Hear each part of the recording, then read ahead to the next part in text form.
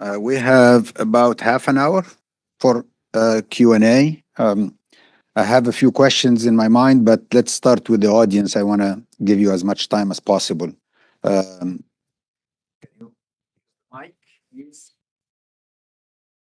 Introduce yourself. Yes, Haytham Al-Khatib, a professor of mathematics at the University of Baltimore. I have two questions for everyone, but the second question is especially for Mustafa. The first question is coexistence primarily a political project or a moral theological one? In other words, can laws create coexistence without the transformation of hearts? And the second question, especially for you, Mustafa, is peace possible without justice? Or must one side accept injustice temporarily for a peace to emerge? Thank you. Thank you very much. Thank you so much. Very thoughtful questions. On the first one, I can say you need, of course, both political and social reconciliation. But which one starts first can change from situation to situation. In Bosnia, in 1995, when the Dayton Agreement ended the horrific civil war, which included a genocidal campaign against the Bosnians, there didn't come a softening of hearts right away and led to a what happened is that Bosnians were able to defend themselves, and the Serbs couldn't realize they can go forward, and ultimately the U.S. intervened, not being on one side and trying to really finding a solution. If the U.S. sided with the Serbian onslaught against the Bosnians, maybe it would just go on and on. Luckily, the U.S. didn't do that, and I appreciated U.S. foreign policy at the time. And it was a kind of a nobody can get forward. Which brings me to the second part of the question. Ali Izetbegovic at the time, who I really deeply admire as both a political leader and an Islamic intellectual. I mean, his writings are phenomenal too. He said, you used the referred justice and peace. He said, I prefer peace to ultimate justice. And in his mind, the Bosnians deserved more than what they got, but continuing the fight would lead to endless conflict. And he still chose to accept a solution that was maybe not ideal, but still gave Bosnians a safe home and they could live with. Some people actually criticize Izetbegovic for that today, but I think he did the right thing. I mean, if you ask me. And so therefore, I think if you go with the perspective of justice, I think I understand how the Palestinians feel about all this. I mean, this was they were living in this country, it was there, and some people came from outside and they just started to take bits and pieces more and more and more. But ultimately, what can be achieved, because the other side also has a claim and has a narrative and has a passion, and which is not going to go away.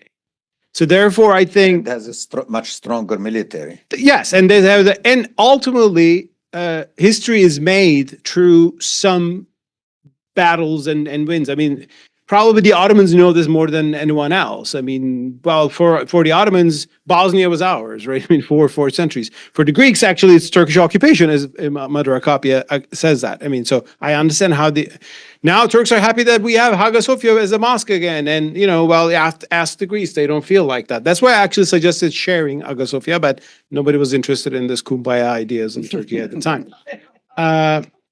So, therefore, pragmatism is sometimes needed to achieve a solution we can live with. And I think one thing that I see is on one side, there is some narratives on the Israeli right wing. I mean, Palestinians don't exist. It's a lie. They just came from outside. It never existed. I mean, as if the word is a myth. I mean, Jerusalem was originally called Palestine Post, the newspaper, because it was called Palestine. I mean, it was where Jews migrated to Palestine. I mean, this rabbi I mentioned, he was migrating to Palestine, which was a land. Oh, it was not an independent country. Well, who was an independent? Greece was not an independent country. Serbia was not an independent country. Turkey was not an independent country. It was all the Ottoman Empire. So there is a willful campaign to deny the identity and the belonging of the Palestinians. On the other hand, I think, if you ask me my honest opinion, if we see the Israeli nation-state idea as a merely colonial project, we make the analogy of Algeria and France, you get rid of colonialism by kicking the colonials out. But I think that leads the conflict to a unresolvable dilemma, because that's not how Israelis see it. And no matter what we say, they say, this was our land too, 3,000 years ago. I mean, you can say, I don't care, but they care. And that's not going to change. That's why I believe in a live and live let solution, which requires maybe compromises from absolute justice that we want to achieve. And my guide there again is Ali Ezebega, which I think his legacy is I think interesting thing to study in this. And I'm saying this as not a Palestinian. Who am I? But I'm saying this as an Ottoman. Who cares for the peoples of this region, and seeing all these things happening through this region and trying to find some way for peace. Peace or justice? I mean, I think the irony is that there is no perfect justice in this world. But the closer you get to justice, the more likely the more likely you are to have true peace, right? Because I was referring earlier to the book of Exodus. A lot of rabbinic commentary tries to understand this question of why, when the Israelites leave Egypt, they are given this gold and silver. They depending on how they take this gold and silver from the Egyptians. They don't usually use it very well because they use it to build the golden calf. So one interpretation is actually that they had to be given this in order to make them not hate the Egyptians, right? That essentially that it was a kind of reparations. And if you want to overcome hatred, there has to be a form of justice. Otherwise, there's not a true peace between people. So I think that because perfect justice is never attainable, what is crucial is that you have legitimate political leaders who are chosen by their people, who can make the difficult decisions for their people about accepting certain compromises given the realities. And one of the problems that I think tragedies in the Israeli-Palestinian conflict is that both Israel and the United States have refused to allow Palestinians to choose their own leaders through a legitimate process. And the irony of that is actually, it is because you don't have Palestinian leaders now who have the strength and legitimacy to make any compromise with Israel, because you need credibility with your own people, and you need a legitimate process of choosing leadership for leaders to be able to then say, this is the path we should take, even if it's not perfect, right? Nelson Mandela had the legitimacy among Black South Africans to accept things in South Africa that he knew would lead to the right to vote, but probably not really change the economy of South Africa fundamentally enough to create as much true justice as Black South Africans deserve. And I think it's only when Palestinians have the right to choose their own leaders through elections, through a reconstituted PLO that can represent all the different Palestinian political parties, that you can have Palestinian leaders who can make their own choices about what compromises they're willing to accept. It can't be imposed upon them by Israel and the United States. Same thing on the Israeli side. You have a prime minister who's not willing to compromise. He's elected, and represents the majority, but he's not willing to compromise and recognize a Palestinian state or rights for the Palestinian people. Right. I mean, I would just say briefly, and then I'll turn it over. It's because the United States and Europe have allowed Netanyahu to not have to make compromises, and Israel has not had to face any consequences from its major economic partners in Europe and its major military partners in the United States. Netanyahu's political career has, for years and years and years, people on the center in Israel, like Ehud Barak and Tzipni Livni, were saying, we're not going to be able to get away with it. If we continue the settlement project, we're ultimately going to become a pariah. And Netanyahu said, you don't understand America. It'll be fine. And the United States proved Netanyahu right. And that is why the United States has been really crucial to Netanyahu's political success. The only thing I'd add to that, I agree with Peter that until we have a legitimate leader, especially on the Palestinian side, you're not going to have any movement towards creating a just peace over there. But the way, the Christians are sort of the silent minority. I noticed you spoke of a conflict between two, sort of putting in the context of Palestinian Muslim probably and Israeli. So the point I was trying to make before is that I think Christianity and its principles have something that we can learn from.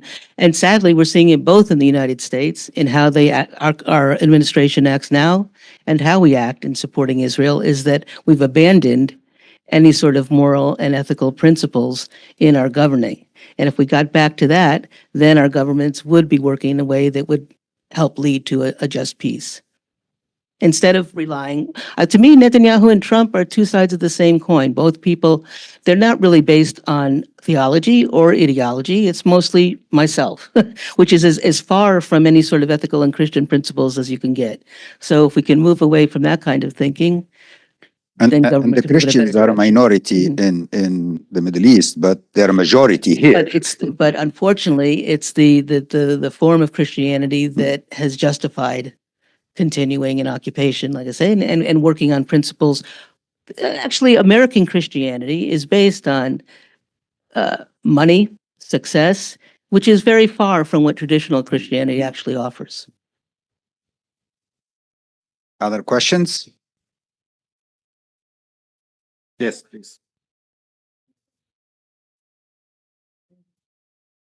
My name is Catherine Habib. I'm an Orthodox Christian.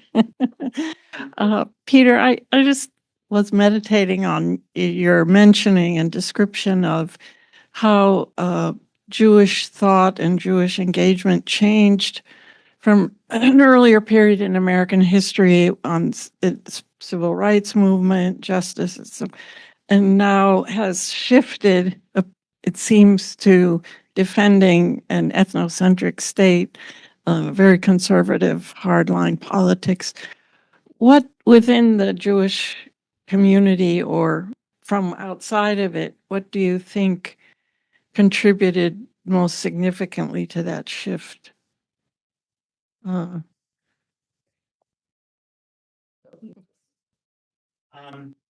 think it's important, first of all. Is it,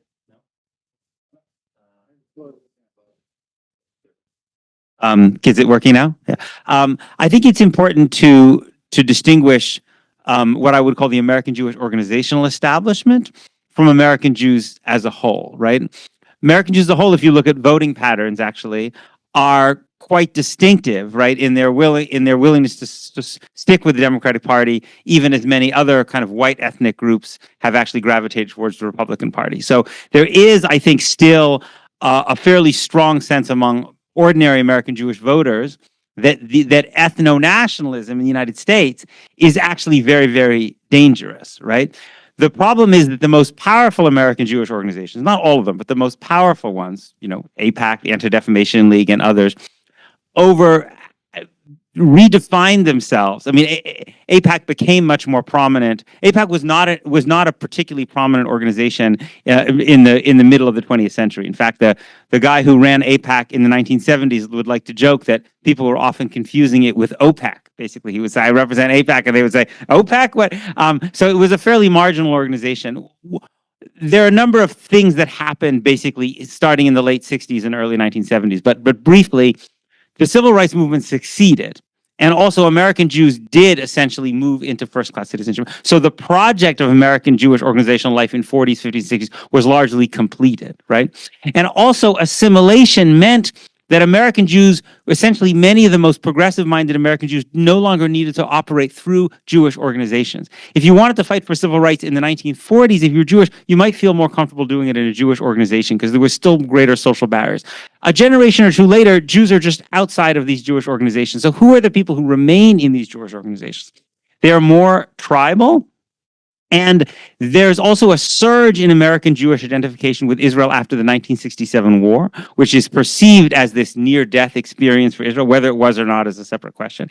And that happens at the same movement that you see the global and the American left moving away from Israel, as represented by the 1975 UN Zionism equals racism resolution. So it's in that moment, after 67, that you have this emergence of this idea that the new anti-Semitism is now coming from the left against Israel. And that the way to fight against anti-Semitism is to defend Israel.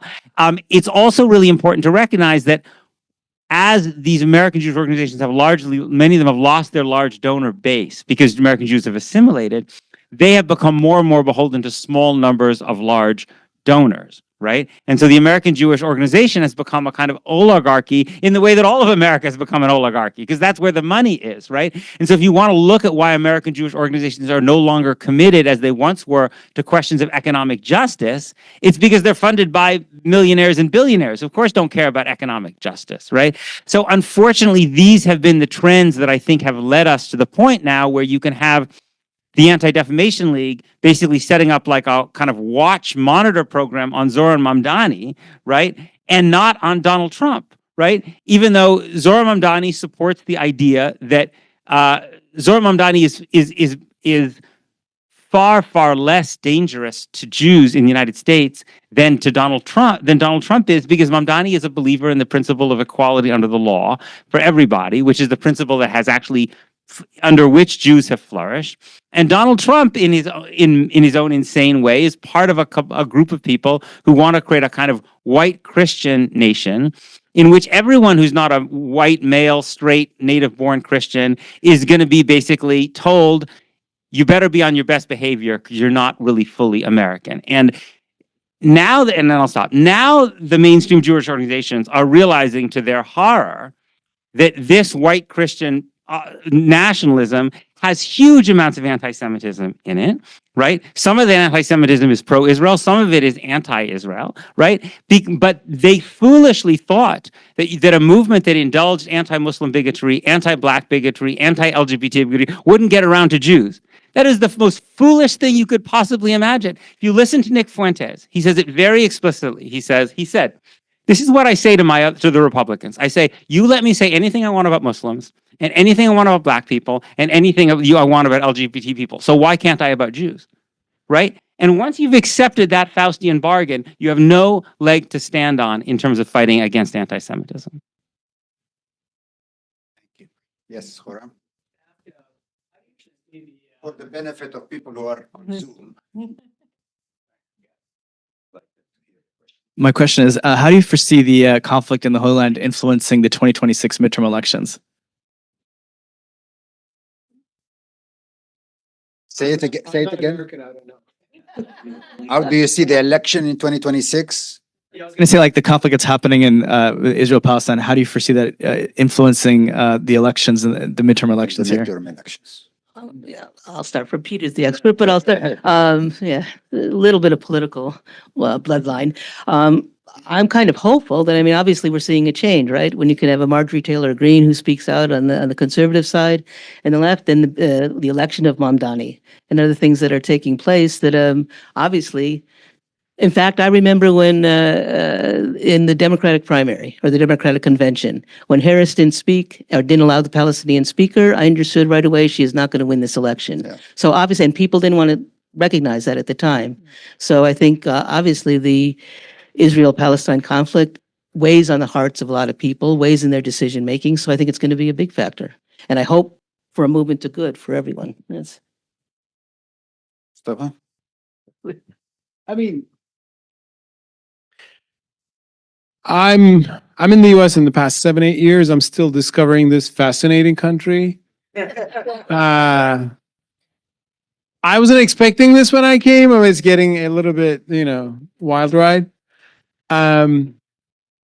But I'm sometimes amazed at some passionate views some people in America have about a part of the world that they have never seen and been so confidently. I mean, I've seen people of Alabama deciding that the West Bank should be called Judea and Samaria. Like, what do you know about it, and with what authority? You have a beautiful country in Alabama, enjoy it, but like, how can you decide what the West Bank, Palestine internationally, is going to be called? And so there are these kind of there are ideological bubbles in this country. I mean, I've seen that, and I think one thing that a lot of Americans know, rightly so, is the Jewish people suffered immensely in history, including the Holocaust. They deserve to be safe everywhere, and they were able to establish a homeland. And okay, good, that's all nice. What does this mean for the people who were already there? Oh, well, we don't know. Like, they're not real. They're not Palestinians. Why don't they go somewhere else? Like, just I mean, they never heard maybe the story of someone who was living in Palestine for generations and who was kicked from his house in Haifa or Jerusalem or you name it in different parts of Palestine. Well, what you help establish also had a cost here, right? So, I mean, I was reading a column on the New York Times the other day, and it was saying, the columnist, I mean, we Christians know how much Jews suffered partly because of us. That's why we should stand with them. That's good, but is the price for that now other people should suffer for what you did to them back in your, that people who are not responsible for this? So I think the other side's story is willfully or sometimes unknowingly neglected, right? That's why I think people who defend the Palestinian cause rightly should put that forward. But they should put it forward in a way that also people can relate to. That's also important. How do you put it forward? Do you put it in a militant tone? Do you put it in a tone that seeks coexistence? Or do you put it in a tone that seeks revenge and destruction and so on and so on? That is also an important, and that's why I value AMPAC's approach to these things a lot and my colleagues a lot. So, and the more you do that, actually you create other people get into trenches, right? So, I mean, one thing I've seen in the past 2 years is that, I think October 7 was wrong. Innocent people were killed, and that's not justified from an Islamic point of view, from a human point of view. And well, if you justify that, and then how do you on what basis do you then condemn Israeli actions in Gaza, right? I mean, so well, you should have the same principle of innocent human life. So the people who did, I think, justified October 7 didn't help the Palestinians, didn't help the Palestinian cause, didn't help the innocent people in Gaza who need a humanitarian international system survive, so on which they can have a ground. How do you think the Palestinian problem is going to affect US politics in the future? Not only the midterms, but the election after that and after that. Is there a real change in voters' perception? I mean, there's a massive, massive change that's taking place, and it started among young progressives, but now it's moved across the Democratic Party. You see the generational divide among Democrats is shrunk because older Democrats are also becoming much more sympathetic. And now the frontier is among young conservatives who are becoming much, much more critical of Israel. So I think it creates a tremendous political opportunity for politicians who are willing to meet their bases, particularly in the Democratic Party, but even to some degree in the Republican Party, because there's a big gap in both parties between where the base of the party is now and where the leadership. It's a little bit like the gap that Donald Trump, noticed on the question of trade, for instance, between Republican elites and Republican voters, which he exploited. I am hopeful that there will be Democratic candidates in 2028 who support conditioning military aid and support processes of international justice, the International Criminal Court and International Court of Justice. And I think there will be Democratic candidates, and I think they'll find a very, very positive reception. I think Democrats who think they can have a soft AIPAC-like position in the Democratic Party are going to be in for a very rude awakening. I will say so that's a very positive story, but there is an element of it really does worry me. And it has to do with some of the anti-Zionism on the American right that I see with people like Candace Owens and Nick Fuentes and Tucker Carlson. And here I think is the problem, is that people on the left can see Israel and criticize Israel and Zionism with a structural analysis. They can think about imperialism and settler colonialism. But people on the right have a tendency, when they see things they don't like, to reduce that to identity, right? So if they see ISIS, they say, well, that's because of Muslims. That's how Muslims act. If they see a black person committing a crime, they say that's how black people act, because they don't have a structural analysis about imperialism, about poverty, about capitalism. And so what I hear from some on the right now, who are rightly deeply upset about what they see Israel has done in Gaza. They should be profoundly upset. They should want America to withdraw its support. But because they don't have a structural analysis, you hear people like Candace Owens saying, oh, well, this is what Jews do. Evidently, they don't have the same level of life that we Christians do.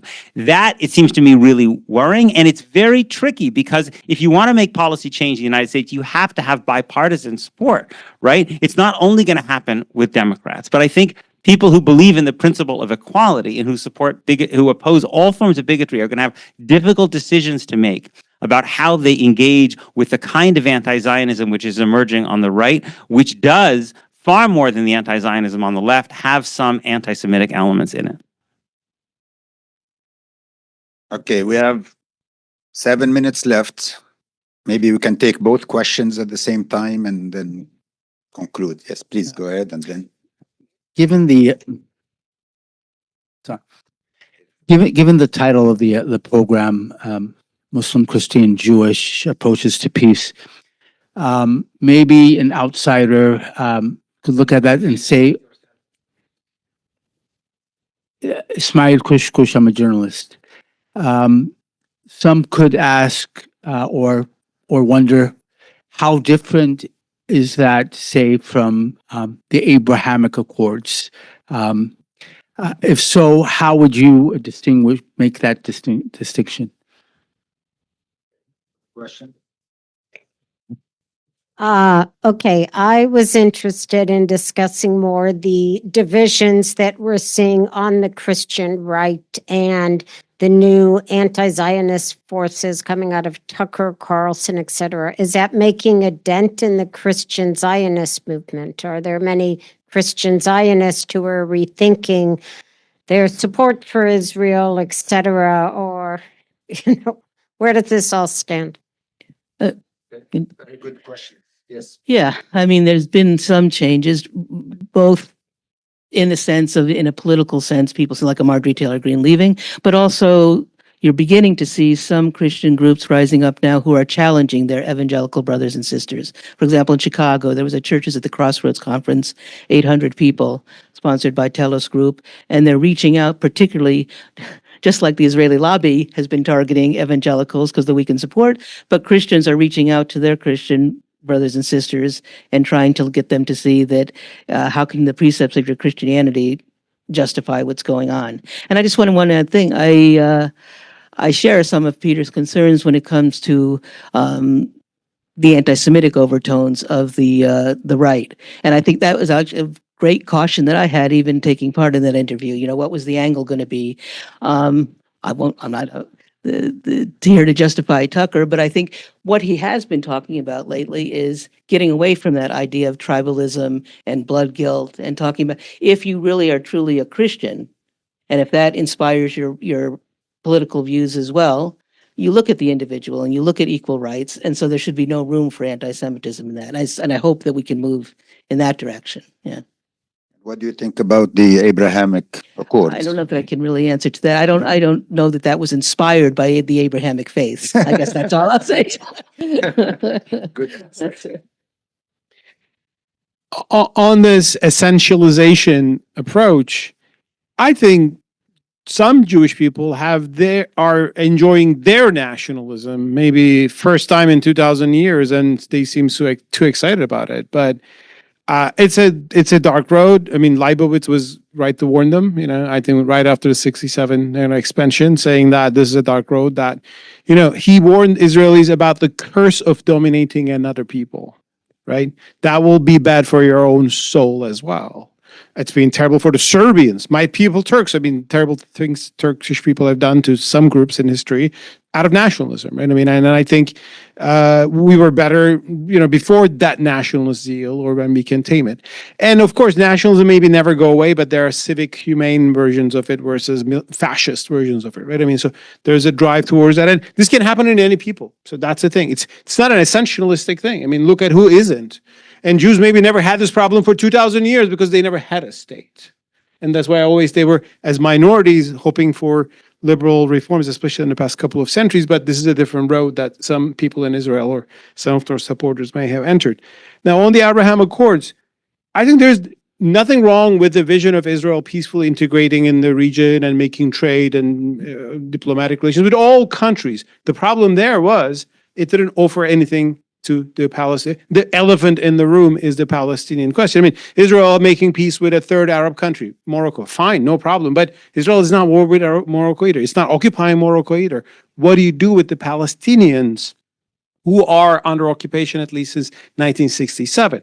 Because I think since 1967, Palestinians in East Jerusalem, West Bank, and Gaza are neither citizen of Israel, but they are ruled by Israel. Israel doesn't give them the land, doesn't give them citizenship, takes away their homes, and make all peace with all the Arab countries. It's not going to change anything.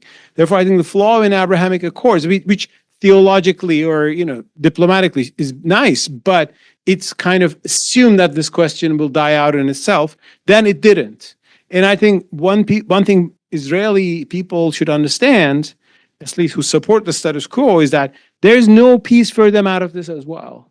You can't sit on dominating other people for 7 million people out there and peacefully, and then you will have horrific explosions out of that. And October 7 was, if what it was a lesson in one thing, it was that. I mean, that sort of vision of peace doesn't work. It should start with resolving the Palestinian question. After that, Muslims won't have a problem with Israel. Most countries in the Muslim world today don't have a problem with Serbia. I still have a grudge, I should say, but once you can peacefully solve a problem, you can move forward. Yeah. Peter? I think the Abraham Accords came together because these various different countries have a common opposition to democracy. Netanyahu wants Israel to be embraced by the region without having to extend basic human rights, democratic rights to the Palestinians. And countries like the UAE and Bahrain see Israel as a helpful protector against Iran, but probably even more their own people, right? Israel is giving all these countries surveillance technology, helping them to basically repress their own populations. The deal... Israel went to these Arab dictators Right. and said, I can help you in Washington. Yes. If you make peace with me, they will forget about human rights and democracy because we have a strong lobby in Washington. Absolutely.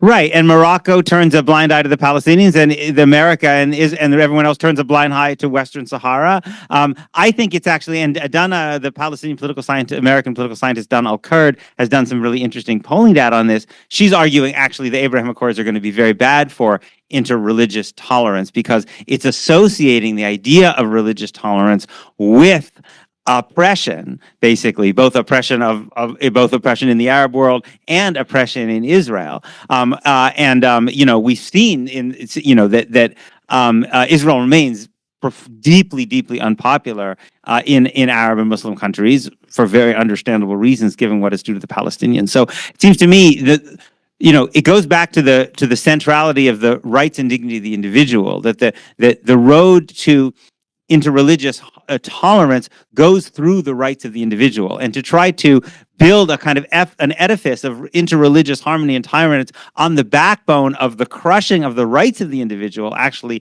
perverts the very idea of it. Thank you very much. And we are exactly at 2:00, so perfect timing. I'd like to thank our speakers. Please join me in thanking our speakers for really excellent presentations, and they are being recorded, of course, and they'll be available online. So please share them as much as you can on your networks. Thank you on behalf of MPAC and CSID for joining us today. We look forward to seeing you.